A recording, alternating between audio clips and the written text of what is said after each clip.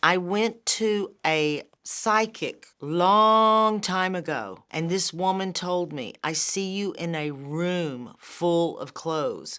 Does that mean anything to you? And I was like, no. It has come true. I am in rooms with racks of clothes. I got to work on the first Devil Wears Prada, and now I'm on the second. Who can say that? Fendi, we need that. The Brunello Cucinelli pants, love those. I'm Molly Rogers, the costume designer of The Devil Wears Prada 2, and this is how I made it. What are you digging for? How I got to the top, I'll tell you.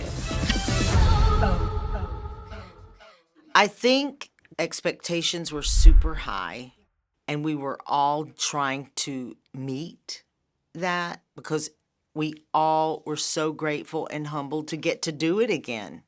For me, my process starts with once I've gotten the script, I want to speak to two people that have been embedded in the material, the director and the writer. And David Frankel, the director, lives near me, so it was a little clandestine meeting to talk about 20 years later.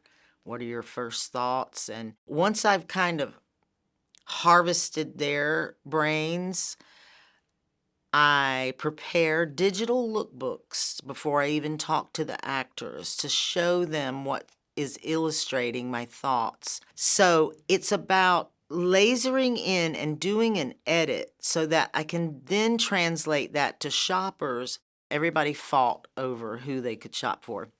And Emily was a favorite because she's edgier and you can really explore designers with her, even though she worked at the French house. But you just want a really clear picture. Everybody in their lane, just as Pat Field established these characters in the first movie, which I worked on, and the DNA is so set. I was telling someone the other day, if there was a rack in here of 40 white blouses, I could take you through them and say, that is a Miranda white blouse for these reasons. It has no ruffles. This is an Annie white blouse. It's got pinstripes and she can roll her cuffs up. It's soft. Here's an Emily white blouse. It's one-shouldered. It's edgier. Stanley is a proper dandy. There's a million examples of him in the publication fashion world. I don't need to go and visit a magazine to know what's happening there.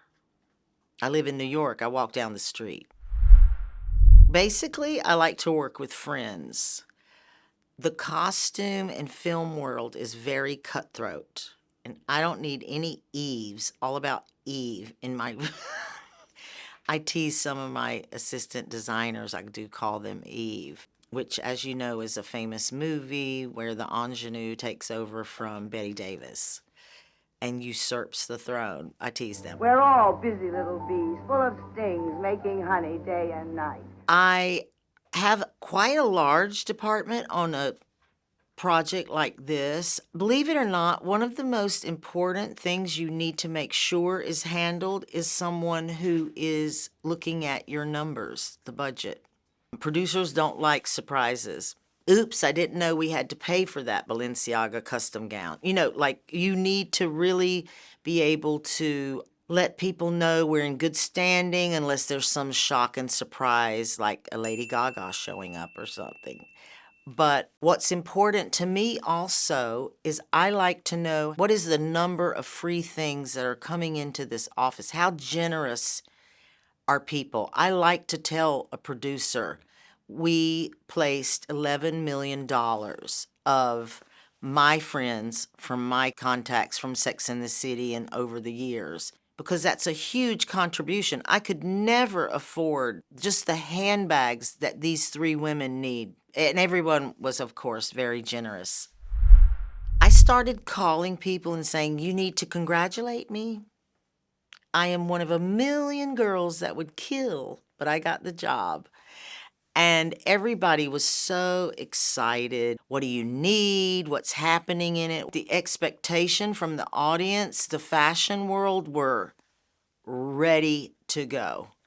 And at the time I was prepping, there was a little bit of musical chairs of creative directors, like Dimna had moved to Gucci. Pier Paolo had moved to Balenciaga. Alessandro had moved to Valentino. So there was a big flux of things happening, but we were calling anyway and saying the minute they get their feet wet, we need things. I wanted to show specifically with Miranda Priestly.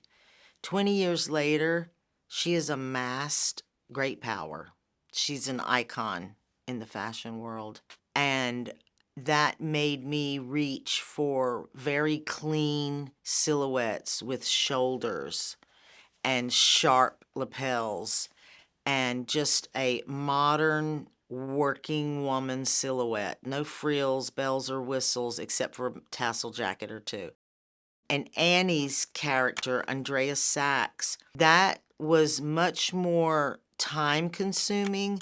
She had many layers. In the first movie, it was pretty cut and dry. Fish out of water, goes to the closet, comes out in Chanel thigh-high boots. Are you wearing the Chanel boots? Yeah, I am. This was 20 years later, reporter, traveled, New Yorker, had a stint at a fashion magazine, so knew that buying secondhand Margiela jacket was a smart investment. I don't mind that blazer. Is it? Margiela? I was hoping to ground her. She's the features writer. She's coming from a different place. And Emily, she pretty much stayed in her lane. She needed a bit of a glow up because she was working at the French house, but she still had edge. She's in a Rick Owen gown that's kind of a crushed leather. We still wanted to make her the most fashion forward of them. You need a lot of jewelry. And I do believe in repeating jewelry, unlike Annie, which you saw in the movie, the watch fob, which was my nod to menswear. And she wanted a pearl, so we just combined them. But Meryl's first fitting, she came in and she said, "Stop the presses. I have found the perfect silver hoop for my new little shorter haircut. It's the perfect size. It's the perfect thinness. It hits me in a perfect place for the new wig. It is from the drugstore. It is $9. There's only one pair of them." So we bit wood and hoped that we made it through the movie without losing one. But if it's the perfect earring, I don't care where it's from. It can be from the Diamond District or a drugstore. I really don't care. One of my personal favorites are the crystal suspenders that Annie wears at the Last Supper with the high-waisted velvet pant. Mr. Armani was sick when we were filming in Milan. We were supposed to attend his fashion show and shoot it and include it in the film, and I was so excited because I knew it would be jaw-dropping to attend. I think it was going to be his 50th anniversary show. And about 2 or 3 days before we were to shoot there, he passed. So I was so grateful that Meryl and Annie had Armani Privee on in that scene of the Last Supper, and Meryl walks through Milan in that coat of his. And they were thrilled that they had a little tip of the hat to him. In The Devil Wears Prada 2, I had the honor of dressing Lady Gaga in a performance. I think I found out 2 weeks ahead of time that it was gonna be Gaga. She was on tour, so we were gonna meet and fit. But I did have conversations with her, so I did have a little prep time. She rehearsed in like 3 things, and one of the beautiful, beautiful outfits, it was Versace. She looked like a part of the fashion show. And the other one, I just didn't feel like it was a performance look, and she agreed. And then one, which ended up being from her archive, a Versace archival piece that she had, that jumps catsuit. When she rehearsed in that one, I saw her moving differently, and I knew she felt a comfort zone, and she was really performing. And I said, I think it's that one. It felt different for me. And she said, I agree. Let's go for it. Now give me the accessories. So I had a rhinestone mesh cage face mask, Italian Renaissance thing from Rome. And I called the guy and said, can I crystal this? And he was like, yes. And I was so starstruck by her. She is I don't know what to call her, a meteorite. Something special blows into that room when she shows up. She brings everything. I like to get there before the actors go into hair and makeup in case there's any questions or a hat is needed to be talked about. So I do like to be around at the crack of dawn, and you're reading the call sheet to see what's up first, making sure you have everything, dressing background. You never know what your day is going to be like, which is very attractive to me. If I had to punch in 9 to 5, I wouldn't make it. There needs to be a mystery. What's going to happen today? What is going to be the one panic that we all go into? Because it's always some drama. We're dramatic people. We love chaos. We're all drag queens in the end, slinging our hands up, screaming that the right belt has disappeared. What are you digging for? How I got to the top, I'll tell you. It's a very good story, I think. I was living in London. I was a Southern girl that had never traveled anywhere. I did not know what I wanted to do with my life. It was 1982. I knew I loved the music scene here. I'd barely been on a plane. I'm not kidding you. I was a country girl in the South. And I came over here and I immersed myself in the music scene and the fashion scene at Ken Market. I had a Texan girlfriend who had a stall there that she sold rubber Western wear, fringed jackets and cowboy stuff, but it was rubber. And after 2 years, I headed to New York. I was a little more seasoned, and I had read a small article about Pat Field, and it intrigued me. There was something in that article. She had a legendary clothing store on 8th Street in Greenwich Village, and I walked in my first day in New York in a paper dress. I had dreadlocks. I was coming from London. I was into Boy George, and Pat was there that day. And she was working with a stylist from France called Mary Paul, who styled Madonna. They were looking at rubber bracelets. I introduced myself to Pat.